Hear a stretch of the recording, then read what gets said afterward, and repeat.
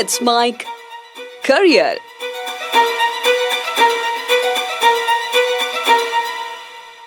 नमस्कार, let's spike career में आपका स्वागत है। तो पिछली क्लास में हमने शुरू किया था राजस्थान की चित्र शैलियाँ। अब इसमें राजस्थान की जो चित्र शैलियों में 4 में से हमने 2 शैलियाँ अभी तक पढ़ी हैं। 4 शैलियाँ कौन-कौन सी थी? मेवाड़ शैली, मारवाड़ शैली, हाड़ौती शैली और चौथी थी ढूंढाड़ शैली। अभी तक हमने पढ़ा है मेवाड़ शैली और मारवाड़ शैली।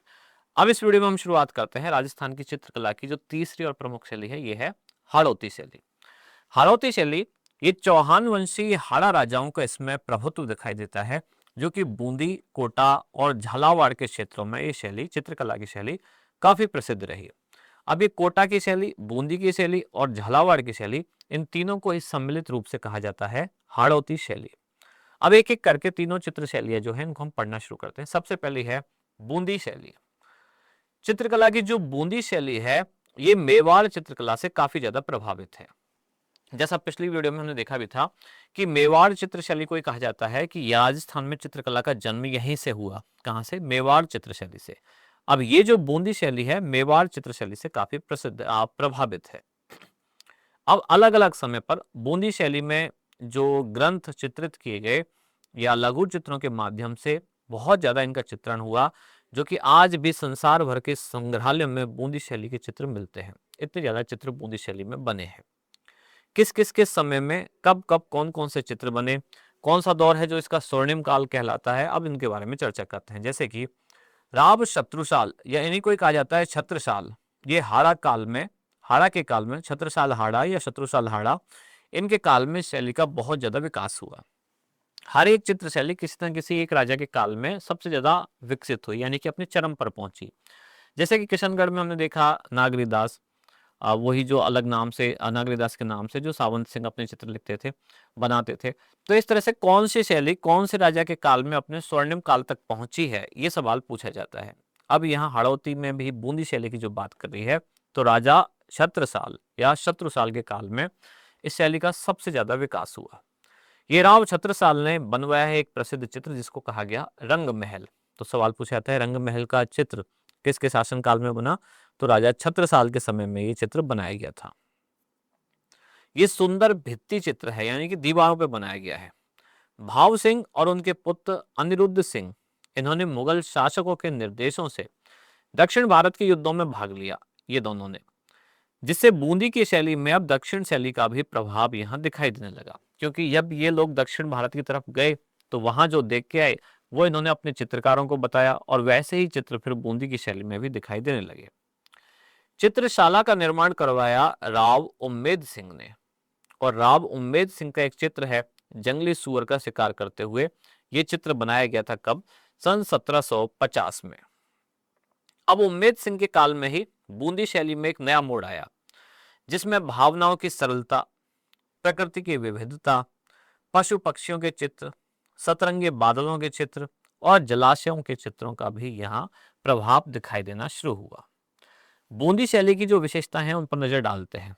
जैसे यहाँ की आकृतियां लंबी, शरीर पतले, स्त्रियों के अधर यानी कि होठ लाल एकदम दिखाई देते हैं, मुख लगभग गोलाकृति, चिबुक पीछे की ओर झुकी हुई, थोड़ी छोटी, और आकाश में उमड़ते हुए इसमें काले मेघ यानी कि बादल दिखाई देते हैं। बिजली की चकाचौंध दिखाई देती है, काफी तेज बरसात दिखाई देती है। बूंदी के क्षेत्र में बरसात होती भी है, हाड़ौती क्षेत्र में। दक्षिणी राजस्थान में काफी बारिश होती है, कोटा बूंदी के क्षेत्र में भी होती है, लेकिन पश्चिमी राजस्थान में उतनी नहीं है। तो यहाँ जब बारिश ज्यादा है तो यहाँ घनघोर वर्षा, बादल, बिजली ये दिखाई देता है। पश्चिमी राजस्थान यानी कि मारवाड़ की शैली में, जैसलमेर शैली में रेगिस्तान, पीला रंग वो ज्यादा है। नदी में उठती जल तरंगे क्योंकि यहाँ चंबल नदी है। हरे भरे वृक्ष, उन पर चहकती चिड़ियाएं क्योंकि यहाँ प्रकृति अच्छी है। नाचते हुए मयूर, कलाबाजी दिखाते हुए बंदर, क्योंकि बूंदी के आसपास प्रकृति काफी अपना सौंदर्य लिए हुए है चंबल नदी के कारण। बरसात भी यहाँ ज्यादा होती है, तो यहाँ के चित्रों में भी वैसी ही छवि आपको दिखाई देगी। पहाड़ की तलहटी में विचरण करते वन्य जीवों का चित्रण यहाँ दिखाई देता है। बूंदी शैली में ही पशु पक्षी चित्रण को काफी महत्व दिया गया है। स्थापत्य में यहाँ राजपूती वैभव, श्वेत, गुलाबी, लाल, हिंगलू, हरा रंग, इस तरह का रंग बूंदी की शैली में बहुत ज्यादा आपको दिखाई देता है। राग रागिनी, नायिका भेद, ऋतु वर्णन, बारहमासा, कृष्ण लीला, दरबार के चित्र, शिकार के चित्र, हाथियों की लड़ाई, उत्सवों का अंकन, ये सब यहाँ की चित्रकला की मुख्य विशेषता है। चित्रकारों की बात करें अगर, बूंदी शैली के प्रमुख चित्रकार हैं जैसे कि सुरजन, अहमद अली, रामलाल, श्री किशन और साधुराम, जो कि बूंदी शैली के मुख्य चित्रकार हैं। अब हाड़ौती शैली की एक उपशैली हमने पढ़ी, बूंदी शैली। अब हाड़ौती की दूसरी उपशैली है, यह है कोटा शैली। कोटा चित्र शैली जो मानी जाती है कि इसका स्वतंत्र अस्तित्व करने का, स्थापित करने का श्रेय दिया जाता है महाराव राम सिंह को, जिनका कार्यकाल कहते हैं सन 1661 से 1705 के आसपास रहा। और उसके बाद आए महाराव भीम सिंह ने, जिन्होंने कोटा राज्य में कृष्ण भक्ति को बहुत ज्यादा महत्व दिया, और उनके फलस्वरूप ही कोटा शैली में वल्लभ संप्रदाय का काफी प्रभाव यहाँ दिखाई देता है। कोटा शैली का चरमोत्कर्ष ये उम्मेद सिंह के समय में ही आया। अब कोटा के जो मुसव्विर खाने के कलाकार हैं, इन्होंने भित्तियों पर यानी कि दीवारों पर बड़े बड़े चित्र बनाए। इसके साथ ही बड़ी बड़ी बसलियों पर शिकार का समूह करते हुए चित्र बनाए हैं। ये सब कोटा शैली के कुछ विशेष चित्र हैं। घने जंगलों में शिकार की बहुलता ये कोटा शैली की एक प्रमुख विशेषता है। ये इस शैली का एक प्रतीक भी है। इस शैली में रानियों और नारियों, इनको भी शिकार करते हुए दिखाया गया है। ये इसी शैली की विशेषता है। अभी हम पहली बार देख रहे हैं कि किस चित्र शैली में रानियां भी और नारियां भी शिकार करते हुए दिखाई गई हैं, तो कोटा शैली में। इस शैली के जो प्रमुख चित्रकार हैं उनके नाम हैं रघुनाथ, गोविंद राम, डालू, लच्छी राम और नूर मोहम्मद। चित्रकारों के नाम पूछे जाते हैं, कौन सा चित्रकार कौन सी शैली से संबंधित है।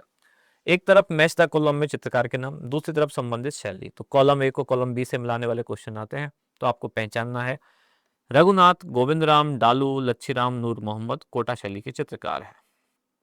यहाँ स्त्री आकृतियों का कोटा शैली में काफी सुंदर चित्रण हुआ है, जैसे कि पीनधर, सुदीर्घ यानी कि लंबी पतली नासिका, पतली कमर, कपोल, गाल खिले हुए। इसके अलावा नारी की यहाँ सुंदर आकृति दिखाई गई है। जबकि पुरुष आकृति में बात करें तो वृषभ यानी कि बैल जैसे कंधे, मजबूत कंधे, उन्नत भौहें, मांसल देह, मुख पर दाढ़ी, तलवार, कटार, हथियार, इस तरह के पुरुषों के चित्र इसमें दिखाई देते हैं। रंगों की बात की जाए तो कोटा शैली में हल्के हरे रंग का प्रयोग हुआ है, पीले रंग का प्रयोग हुआ है और नीले रंग का प्रयोग यहाँ बहुत ज्यादा हुआ है। क्यों हुआ है? क्योंकि आसपास यहाँ पानी है, चंबल नदी है, तो नीला रंग भी यहाँ काफी प्रयुक्त किया गया है। अब बात करते हैं हाड़ौती शैली में तीसरी अगली शैली, जिसका नाम है झालावाड़ शैली। झालावाड़ हाड़ौती की तीसरी प्रमुख शैली है। तो झालावाड़ के राजमहलों में श्रीनाथ जी, राधा कृष्ण की लीला, रामलीला और राजसी वैभव के भित्ति चित्र यानी कि दीवारों पर बनाए गए चित्र इसमें काफी प्रसिद्ध है। अब अगली जो शैली है राजस्थान की चौथी शैली, जो है ढूंढाड़ शैली। अभी तक हमने तीन शैलियां देखी हैं। पहली मेवाड़ शैली, सबसे पहली जो राजस्थान की शुरुआती शैली मानी जाती है, अजंता शैली का जिस पर प्रभाव था। दूसरी है मारवाड़ शैली, जिसका विस्तार काफी ज्यादा है, बहुत बड़े क्षेत्र में है। इसके अंतर्गत कई सारी उपशैलियां भी थी, उनमें से एक प्रमुख थी किशनगढ़ शैली। किशनगढ़ में बनी ठनी जो है ये काफी प्रसिद्ध पेंटिंग है। बनाने वाले कौन हैं और बनवाने वाले कौन हैं? निहाल चंद कलाकार चित्रकार का नाम है, सावंत सिंह या नागरीदास जो कि बनवाने वाले राजा का नाम है। तो इस तरह की कुछ खास बातें आपको ध्यान रखनी है। मारवाड़ के बाद हमने तीसरी शैली पढ़ी है, वो थी हाड़ौती शैली। हाड़ौती में तीन उपशैलियां हैं, बूंदी, कोटा और झालावाड़। अब तीनों के आसपास चंबल नदी होकर बह रही है, तो जहां चंबल है वहां प्रकृति का सौंदर्य अच्छा है, नदियों के दृश्य हैं। तो यहाँ भी प्रकृति, पशु पक्षी, नदियां, नीला रंग, ये ज्यादा यहाँ दिखाई देता है। और इन सब के आपको चित्रकार ध्यान रखने हैं कि कौन सी शैली, कौन से चित्रकार आपस में सुमेलित है। अब राजस्थान की चित्रकला की चौथी और अंतिम जो बड़ी शैली है, ये है ढूंढाड़ शैली। ढूंढाड़ शैली में पहली उपशैली है आमेर शैली, जो कि जयपुर की चित्रण परंपरा, यहाँ की पूर्ववर्ती जो राजधानी थी जयपुर की आमेर, इस शैली के ही चित्र यानी कि आमेर के ही जो चित्र शैली है उसके ही क्रमिक विकास का परिणाम माना जाता है ढूंढाड़ शैली। अब यहाँ के कुछ जो शुरुआती चित्र हैं, जैसे कि उनमें है यशोधरा चरित्र, जो कि लिखा गया ग्रंथ है, सन 1591 में लिखा गया। और इसी समय में बनी है एक रज्मनामा, जो कि 1588 में बनाई गई। इसकी एक कॉपी अकबर के लिए जयपुर सूरत खाई में ही तैयार की गई। इसमें 169 बड़े आकार के चित्र हैं और जयपुर के चित्रकारों का भी इसमें उल्लेख मिलता है। किसकी बात हो रही है? रज्मनामा। ये ग्रंथ पूछे जाते हैं, पहचान करना। यशोधरा यशोधरा चरित्र और रज्मनामा, ये कौन सी शैली की चित्रकला की विशेषता है? तो आमिर शैली। और आमिर शैली किस शैली की उपशैली है? तो ढूंढाट शैली। बैराट के जो मुगल गार्डन, तथा कथित मुगल गार्डन कहा जाता है ऐसा, और मौजमाबाद के जो भित्ति चित्र हैं वो भी इसी शैली पर बनाए गए हैं, जिस पर मुगल प्रभाव खास तौर से देखा जाता है। अच्छा, ढूंढार शैली या आमिर शैली जो है, इस पर मुगल प्रभाव देखा जाता ही है, क्योंकि यहाँ जयपुर या आमेर के जो राजा हैं उन्होंने मुगलों से संधि कर ली थी, तो मुगलों के साथ उनके रिश्ते मित्रतापूर्ण थे, तो दोनों पर दोनों का प्रभाव देखा जाता है। आमेर चित्रशैली का जो दूसरा महत्वपूर्ण चरण है, ये आया मिर्जा राजा जयसिंह के समय, यानी सन 1621 से 1667 का जो उनका कार्यकाल था, राज्यकाल था, उस दौरान ये मिर्जा राजा जयसिंह ने ही रसिक प्रिया और कृष्ण रुक्मणी वेली इस नाम से दो प्रमुख कुछ ग्रंथ बनवाए। ये ग्रंथ अपनी रानी चंद्रावती के लिए सन 1639 में उन्होंने बनवाए थे। तो कई बार तो केवल ग्रंथ के नाम पर ही सवाल पूछ लिया जाता है कि रसिक प्रिया और वेली कृष्ण रुक्मणी री या कृष्ण रुक्मणी वेली किसके कार्यकाल में बनवाए गए ग्रंथ हैं? तो ये किसके कार्यकाल में है? मिर्जा राजा जयसिंह। इन्होंने अपनी रानी चंद्रावती के लिए बनवाए थे। कब? सन 1639 में। इसमें क्या क्या वर्णित है? तो इसमें कृष्ण और गोपियों का जो युगल स्वरूप है ये इसमें वर्णित है। आमेर में ही मिर्जा राजा जयसिंह ने 1639 में ही गणेश पोल का निर्माण करवाया और इस गणेश पोल पर भित्ति चित्र बनाए गए हैं, यानी कि दीवार पर चित्र बनाना। अब ढूंढार शैली में ही आमेर के अलावा दूसरी शैली है जयपुर शैली। जयपुर जो कि सवाई जयसिंह ने बनवाया, पूरा शहर ही सवाई जयसिंह ने बसाया। तो सवाई जयसिंह प्रथम का काल कला की उन्नति से कई अर्थों में महत्वपूर्ण बताया जाता है। क्यों? इन्होंने अपने राज चिन्ह, राजकोषों, रोजमर्रा की जो वस्तु है उन पर, कला के क्षेत्र में साजो सामान, इनको इन्होंने सुव्यवस्थित रूप से संचालित करने के लिए 36 कारखानों की स्थापना की। अब जिनमें सूरत खाना भी एक था और सूरत खाना में चित्र बनाए जाते थे। सूरत यानी कि फेस जो है, उससे ही ये प्रेरित है नाम सूरत खाना। अब यहाँ के चित्रकार चित्रों का निर्माण करते थे यही सूरत खाने में। इसी समय में यहाँ बने हैं रसिक प्रिया, कवि प्रिया, गीत गोविंद, बारहमासा, नवरस और रागमला। इन सारे चित्रों का चित्रांकन हुआ जयपुर शैली के अंतर्गत। महाराजा सवाई ईसरी सिंह के समय में चित्र सृजन का केंद्र यहाँ आमेर से हटकर आ गया जयपुर में। शुरुआत में राजधानी आमेर, फिर धीरे से इधर आ गया जयपुर में। अब इनके समय में जो चित्रकारों के नाम है वो ध्यान रखने, कौन कौन से प्रमुख रहे। एक हैं साहिब राम और दूसरे हैं लालचंद। इन चित्रकारों ने काफी अच्छे अच्छे चित्र बनाए। साहिब राम ने बड़े व्यक्ति चित्र यानी कि आदम कद, आदमी के बराबर के कद के पोर्ट्रेट बनाए और चित्रकला में इन्होंने एक नई शुरुआत की है, नई परंपरा डाली। तो ऐसा सवाल पूछा जाए कि जयपुर शैली में आदम कद चित्र बनाने की परंपरा किसने शुरू की है, या किसकी देन है? तो चित्रकार का नाम है साहिब राम, इन्होंने ये परंपरा शुरू की। दूसरे चित्रकार लालचंद, इन्होंने जानवरों की लड़ाइयों के बहुत सारे चित्र यहाँ बनाए हैं। इसके बाद आगे बढ़ते हैं। सवाई माधो सिंह प्रथम, इनके समय के कलाकारों ने चित्रों में रंगों को ना भरकर मोती, लाख और लकड़ी की मणियों को चिपकाया। रीतिकालीन कुछ इन्होंने चित्र बनाए। जबकि सवाई माधो सिंह प्रथम के समय में गलता के मंदिर, सिसोदिया रानी के महल, चंद्र महल, पुंडरीक की हवेली, इन सब के कुछ कलात्मक भित्ति चित्र यहाँ बनाए गए। ऐसे ही लाल चितेरा, जो कि महाराजा सवाई ईसरी सिंह और महाराजा सवाई माधो सिंह के समय का एक प्रमुख चित्रकार था। पूछ ले जाए लाल चितेरा किस राजा के काल का है, तो सवाई ईसरी सिंह और सवाई माधो सिंह। महाराजा सवाई प्रताप सिंह के समय में 50 से भी अधिक कलाकार थे जो यहाँ सूरत खाने में, यानी कि वही चित्रशाला जो है, यहाँ चित्रों को बनाने के लिए नियुक्त किए गए। अब इसमें कुछ प्रमुख कलाकारों के यानी कि चित्रकारों के नाम आपको याद रखने हैं। इनके नाम है राम सेवक, गोपाल, हुक्मा, चिमना, सालिग्राम और लक्ष्मण। अब इसी दौर में राधा कृष्ण की लीलाएं हुई, नाई का भेद, राग रागनी, 12 मासा, इन सब का भी चित्रांकन इन्हीं के समय में किया गया। सवाई राम सिंह ने कला के लिए महाराजा स्कूल आर्ट्स एंड क्राफ्ट की स्थापना की। कब? सन 1857 में। अब इसी का वर्तमान नाम है राजस्थान स्कूल ऑफ आर्ट्स। भित्ति चित्रण यानी कि दीवार पर चित्र बनाना, पोथी चित्रण यानी ग्रंथ बनाना चित्रों के, आदम कद पोर्ट्रेट यानी कि आदमी के कद के बराबर के चित्र बनाना, और लघु चित्रण छोटे वाले फोटो बनाना। इनमें जयपुर के कलाकारों ने मुगल प्रभाव को ग्रहण किया, क्योंकि राजपूती और मुगल संस्कृति का यहाँ मिश्रण हुआ। बड़े बड़े पोर्ट्रेट बनने लगे, आदम कद चित्र बनने लगे, और भित्ति चित्रण की भी परंपरा जयपुर शैली की एक प्रमुख विशेषता है। जयपुर के भित्ति चित्रों की और विशेषता क्या क्या है? यहाँ स्थानीय भाषा में आला गीला, आराइश और इसी को ही मोरा कसी कहा जाता है। ये स्पेशल कुछ नाम में पूछे जाते हैं। क्या है ये पद्धति? तो इसमें चूने के तैयार प्लस्तर को घोटकर यानी कि उसको अच्छे से घोलकर चिकना कर लिया जाता है और फिर उस पर चित्रण किया जाता है। राजस्थान में सर्वप्रथम पूछा जाए अगर आला गीला पद्धति, इसका प्रारंभ कहाँ हुआ? तो आमेर में हुआ। कब? जब मुगल और कछवाहा संबंधों का ही ये परिणाम है। जब दोनों के आपस में मित्रतापूर्ण संबंध थे, तभी ये आला गीला पद्धति राजस्थान के आमेर में अस्तित्व में आई। जयपुर शैली का प्रभाव किस किस पर है? तो ईसरदा, सिवाड़, झिलाए, उनियारा, चौमू, सामोद और मालपुरा जैसे ठिकानों पर भी इसका प्रभाव रहा। अब अगली शैली है ढूंढाड़ शैली में ही, ये है अलवर शैली, जो कि सन 1775 में जयपुर से अलग होकर राव राजा प्रताप सिंह के समय में ही ये बनाई गई। ये रियासत अस्तित्व में आई अलवर, और उसी समय ये अलवर शैली अस्तित्व में आई। उनके शासनकाल में शिव कुमार और डालूराम, ये दो प्रमुख चित्रकारों के नाम हैं जो कि जयपुर से अलवर आए।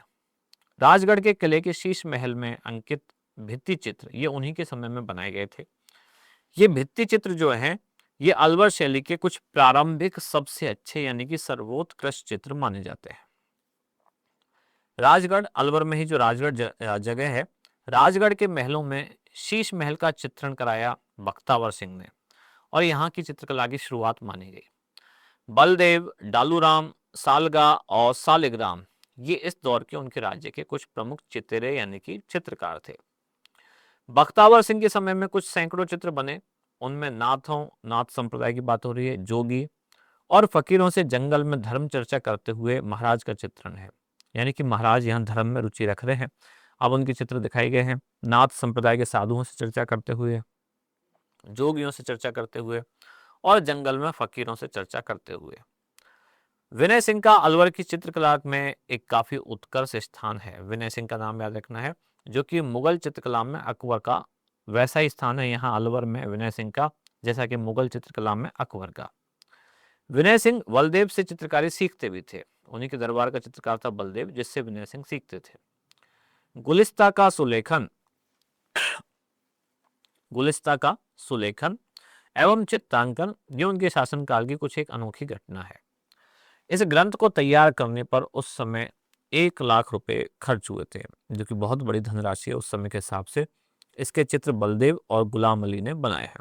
आज भी 1 लाख रुपए छोटी राशि नहीं है, तो तब तो काफी बड़ी राशि थी। सन 1775 की बात हो रही है। बलवंत सिंह के समय में सालिग्राम, जमनादास, छोटे लाल, बक्साराम, नंदराम ये कुछ कलाकारों के नाम हैं। इन्होंने पोथी चित्र बनाए, लघु चित्र बनाए और लिपटवा पटचित्रों का भी इन्होंने निर्माण किया। शिवदान सिंह के शासनकाल में यहाँ काम कला के आधार पर सैकड़ों चित्र बनाए गए। नफीरी वादन का एक चित्र है जो शैली का काफी सुंदर उदाहरण है। महाराजा मंगल सिंह के शासनकाल में मूलचंद और उदयराम ने हाथी दांत के फलकों पर सूक्ष्म चित्रण, हाथी के दांत के फलकों पर काफी बारीक चित्रकला इन्होंने दिखाई है।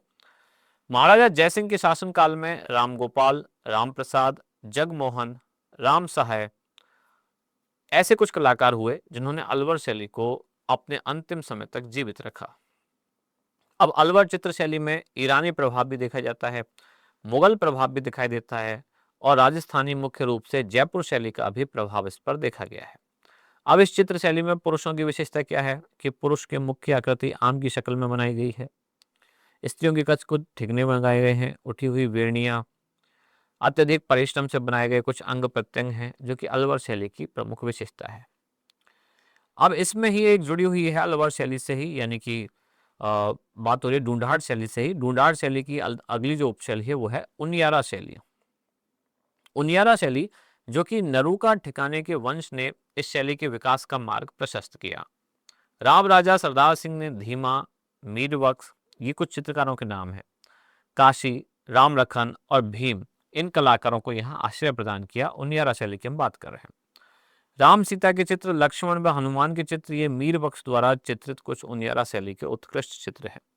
और इस शैली पर बूंदी और जयपुर का, दोनों जगह का, बूंदी का भी और जयपुर का भी समन्वित कुछ प्रभाव दिखाई देता है। अब उनियारा शैली के बाद ढूंढाड़ शैली में ही अगली प्रमुख शैली है या उपशैली है, ये है शेखावटी के भित्ति चित्र। शेखावटी जो कि सीकर, झुंझुनू, चूरू के आसपास का क्षेत्र है। तो जयपुर शैली के जो भित्ति चित्रांकन है, उनका सर्वाधिक प्रभाव जिस पर देखा गया वो है शेखावटी शैली।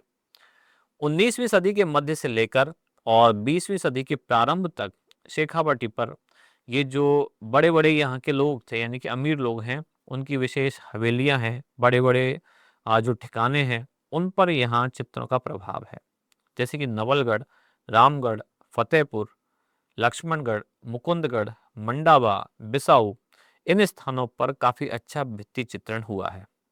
और इन भित्ति चित्रों के कारण शेखावटी को कहा जाता है ओपन आर्ट गैलरी, यानी कि वहाँ जगह जगह हर कस्बे में बहुत सारे अच्छे अच्छे चित्र बने हुए हैं, इसलिए पूरे शेखावटी को ही कहा जाता है ओपन आर्ट गैलरी।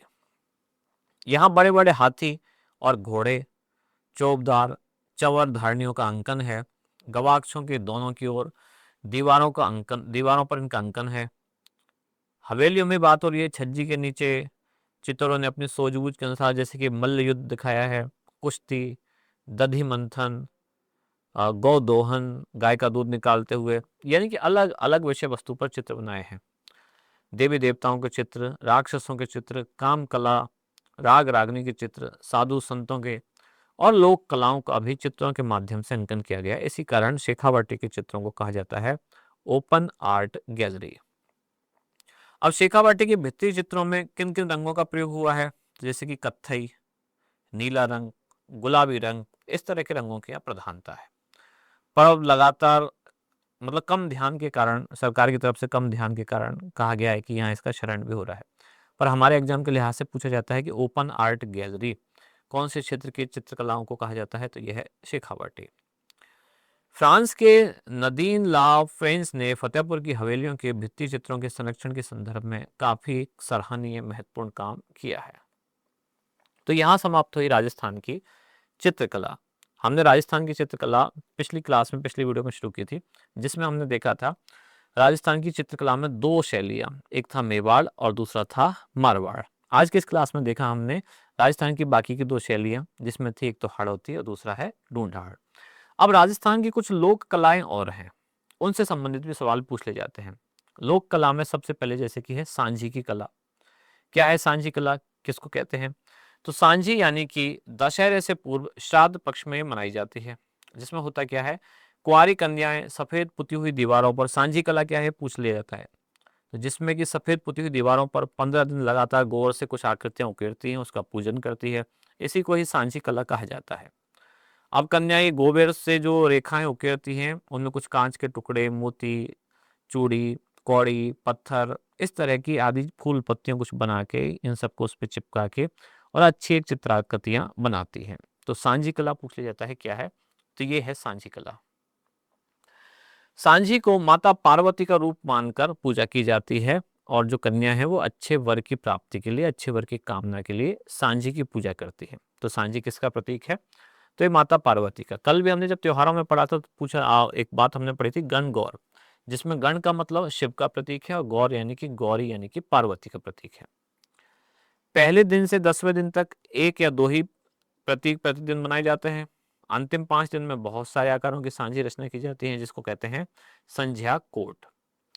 पहले दिन सूर्य, चंद्रमा, तारे, फिर दूसरे दिन 5 फूल, फिर तीसरे दिन पंछी, फिर चौथे दिन हाथी सवार, 5वें दिन चौपड़, छठे दिन स्वास्तिक, 7वें दिन घेवर, 8वें दिन ढोलक नगाड़े, 9वें दिन बंदरवार, 10वें दिन खजूर का पेड़ बनाया जाता है, और आखिरी 5 दिन जो कि संध्या कोट में, इसमें बीचों बीच सबसे बड़े आकार में सांझी माता व मानव का चित्र इसमें बनाया जाता है।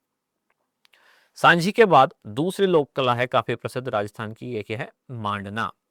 मांडना यानी कि बनाना, कुछ उकेरना। दीवारों को अलंकृत करने के लिए कुछ चित्र बनाए जाते हैं, यही मांडना कहला जाता है। कहाँ कहाँ बनाया जाता है? घर की दहलीज पर, देहरी पर, चौखट पर, आंगन पर, चबूतरा, घड़ा रखने का जो स्थान है वहां पर, पूजा स्थल पर अलग अलग स्थानों पर ये दीवारों पर कुछ कलाकारी की जाती है। जैसे कि विवाह पर गणेश जी, लक्ष्मी जी के पैर बनाए जाते हैं, स्वास्तिक बनाए जाते हैं। गलीचा, मोर मोरनी, गमले, कलियां, बंदरवार, बच्चों के जन्म पर, तो ये सब कुछ बनाए जाते हैं। यही कहलाता है मांडना। कोई तीर्थ यात्रा करके जैसे वापस आया तो खुशी में पुष्कर पेड़ी या पथवारी मांडी जाती है। तो पूछ लिया जाए पुष्कर पेड़ी या पथवारी क्या है, तो ये मांडना कला से संबंधित दो विशेषता है। मांडनों में त्रिकोण, चतुष्कोण, षटकोण, अष्टकोण या वृत्त, इस तरह की आकृतियां इसमें बनाई जाती है। मांडना के बाद अगली प्रमुख लोक कला है जिसका नाम है फड़। फड़ कहाँ की प्रसिद्ध है? ये भीलवाड़ा के शाहपुरा कस्बे में छिपा जाति के जो जोशी चितेरे हैं इनके द्वारा फड़ चित्रण किया जाता है। तो स्थान भी याद रखना है और वो जो चित्र हैं वो भी याद रखना है किस जाति के। भीलवाड़ा के शाहपुरा कस्बे में छिपा जाति के जोशी चितेरे, इनके द्वारा फड़ चित्रांकन किया जाता है। राजस्थानी भाषा में इसे फड़ कहा जाता है। भीलवाड़ा निवासी श्रीलाल जोशी जो कि इस शैली के प्रमुख चित्रकार रहे हैं। फोटो में आप देख पा रहे हैं फड़ बनाई हुई है, यह है पाबू जी की फड़। फड़ भोपों के लिए निर्मित की जाती है। अब क्या है ये समझते हैं। भोपे फड़ को लकड़ी पर लपेटकर गांव-गांव जाकर फिर पारंपरिक वस्त्रों में रावण हत्था जो कि एक वाद्य यंत्र है और जंतर जो कि एक वाद्य यंत्र है, इस धुन के साथ कलम ताल लगाते हुए और फिर इसका वाचन करते हैं, गायन करते हैं। इस दौरान लोक नाट्य, गायन, वादन, फिर मौखिक साहित्य बताया जाता है। पाबू जी की फड़ में पाबू जी का इतिहास बताया जाता है और चित्रकला, ये सब इसमें साथ सबका मिश्रण है। अन्य आकृतियां उसी अनुपात में, इसमें जो मुख्य व्यक्ति है उसकी आकृति सबसे बड़ी होती है, प्रमुख आकृति को सबसे बड़ा बनाया जाता है। जैसे पाबू जी की फड़ में बीच में सबसे बड़ी आकृति पाबू जी की आप देख रहे हैं। अन्य जो आकृतियां हैं आसपास वो छोटी छोटी आकृतियों के रूप में बनाई जाती है। फड़ के लिए सबसे पहले एक मोटे हाथ कटे दो सूती कपड़ों को, जिसको रेजी या रेजा पर गेहूं या चावल के माड़ में गोंद मिलाकर कलफ कर दिया जाता है जिससे कि वो एकदम सख्त हो जाता है और फिर तैयार होने पर उसे घोट कर समतल किया जाता है। अब इसमें आगे क्या होता है, 5 या 7 रंगों से इस पर चित्रण किया जाता है। रंगों में कौन कौन से रंग, जैसे कि गेरू, हिरमिच, जंगाल, हड़ताल, प्योरी, सिंदूर, हिंगुल, काजल, चूना और नील, इन सब के द्वारा बनाए गए रंगों का इसमें प्रयोग किया जाता है। सर्वप्रथम सिंदूरी रंग, फिर हरा और लाल रंग ये कपड़ों पर लगाया जाता है, फिर भूरा और अंतिम रेखाएं केवल काले रंगों से इसमें रंगी जाती है। फड़ के बाद है फिर अगला पाने, जो कि यहाँ अलग अलग उत्सवों पर, त्योहारों पर देवी देवताओं के कागज पर बने हुए कुछ चित्र हैं जिनको कहा जाता है पाने। दीवार के चित्रों पर विकल्प के रूप में इनका प्रचलन हुआ था और ये सस्ते थे, जैसे जिसको आजकल हम पोस्टर कहते हैं, लगभग वैसा ही है पाने। राजस्थान में गणेश जी, लक्ष्मी जी, रामदेव जी, गोगा जी, श्रवण कुमार, तेजा जी, राम कृष्ण, शिव पार्वती, यानी इन सभी के जो चित्र हैं वही पाने के लाए कागज पर बने हुए चित्र हैं। पाने के बाद अगला आता है कावड़। कावड़ क्या है? तो चित्तौड़गढ़ जिले के बस्सी गांव के खिलाड़ियों का एक पुश्तैनी व्यवसाय है। कहाँ का क्या है तो पहले ये समझ लेना। चित्तौड़गढ़ जिला बस्सी गांव और जिनका व्यवसाय है वो है खैराती। खैराती गांव के लोगों का ये पुश्तैनी व्यवसाय है, जिसमें जो पारंपरिक कलाकार जिनका नाम मांगीलाल मिस्त्री, इन्होंने अपनी कावड़ परंपरा को सुरक्षित रखते हुए क्या प्रयोग किए। क्या है ये कावड़, इसको समझते हैं। कावड़ जनजीवन की धार्मिक आस्था और विश्वासों से जुड़ी है। लोग इसका वाचन और श्रवण करते हैं। कावड़ दरअसल लकड़ी के निर्मित एक काष्ठ नुमा, यानी लकड़ी के निर्मित एक मंदिर नुमा आकृति है। लकड़ी का छोटा मंदिर जैसा बनाया जाता है उसी को कहते हैं कावड़। यहाँ कहाँ? चित्तौड़गढ़ के बस्सी में। कि कावड़ एक मंदिर नुमा काष्ठ कलाकृति है जिसमें कई द्वार बने हुए होते हैं। सभी द्वारों या कपाटों पर यहाँ चित्र अंकित है। कथा वाचन के साथ साथ ही कपाट खुल जाते हैं और अंत में राम, लक्ष्मण, सीता जी की मूर्तियां यहाँ दर्शित होती है, दिखाई देती हैं। ये कावड़ लाल रंग से रंगी जाती है और उसके ऊपर काले रंग से पौराणिक कथाओं का चित्रण किया जाता है। अच्छा, एक कावड़ जो कावड़ यात्रा वाली है जिसमें गंगा जल लेके आते हैं, ये वो वाली बात नहीं हो रही है। ये चित्तौड़गढ़ के बस्सी की जो कावड़ प्रसिद्ध है वो लकड़ी के बने हुए छोटे मंदिर हैं जिनको कावड़ कहा जा रहा है।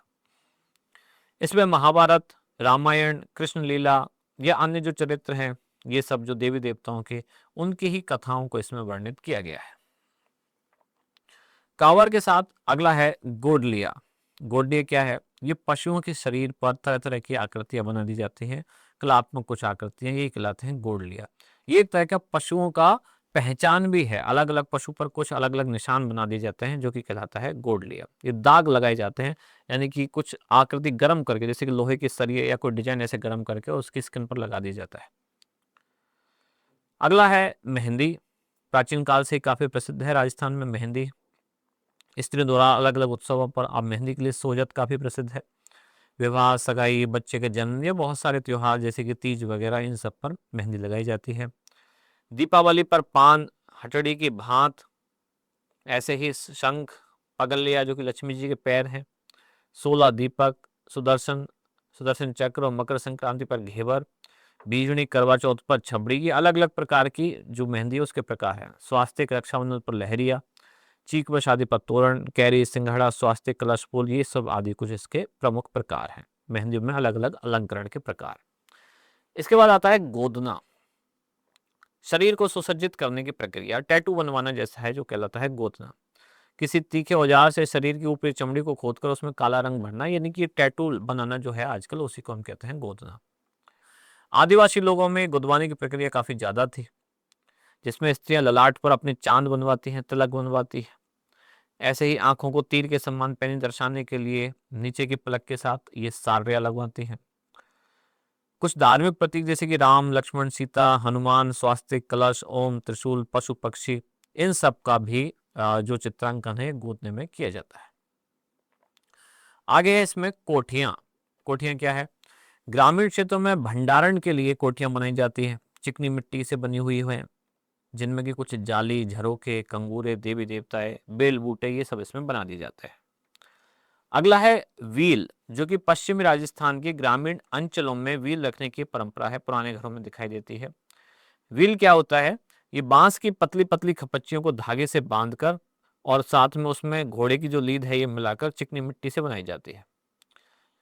व्हील विभिन्न प्रकार के, अलग अलग आकार प्रकार के खाने के लिए है, जिसमें इसको सुंदर बनाने के लिए कई इसमें छोटे छोटे गवाक्ष, जालियां, कंगूरे, ये सब इसमें बना के चिपका दिए जाते हैं।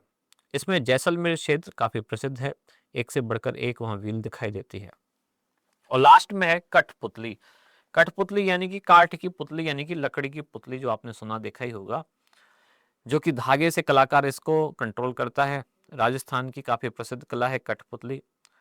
इसके द्वारा कुछ कथाएं, कहानियों का प्रदर्शन किया जाता है, जैसे कि सिंहासन बत्तीसी, पृथ्वीराज संयोगिता और अमर सिंह राठौड़ का खेल, इन्हीं कठपुतलियों के द्वारा गांव गांव में जाकर दिखाया जाता है। जो कुछ टूरिस्ट प्लेस है वहां कुछ ऐसे कलाकार भी बैठे होते हैं जो कठपुतलियों का खेल दिखाते हैं। सन 1665 में रोमानिया में आयोजित हुआ तीसरा अंतर्राष्ट्रीय कठपुतली समारोह, जिसमें उदयपुर के भारतीय लोक कला मंडल के कलाकारों ने पहला स्थान पूरी दुनिया में जीता, और इसके साथ ही राजस्थान की कला का पूरी दुनिया में इन्होंने प्रदर्शन किया। तो ये बात हुई राजस्थान की लोक कलाएं। इसके पहले पार्ट में हमने पढ़ा था राजस्थान की चित्रकला की दो शैलियां, जिसमें थी मेवाड़ और मारवाड़। दूसरे पार्ट में आज हमने देखा कि राजस्थान की चित्रकला की बाकी दो शैलियां, यानी कि हड़ौती और ढूंढाड़, और उसके साथ साथ राजस्थान की कुछ लोक कलाएं। हमें उम्मीद है कि आपकी आगामी परीक्षा में ये जानकारी महत्वपूर्ण साबित होगी। कार्यक्रम अच्छा लगा है तो कमेंट्स में हमें जरूर बताएं। कार्यक्रम अंत तक जुड़े रहने के लिए धन्यवाद। आप सुन रहे थे let's mike more than radio. Follow कीजिए हमें हमारे सोशल मीडिया प्लेटफॉर्म्स पर।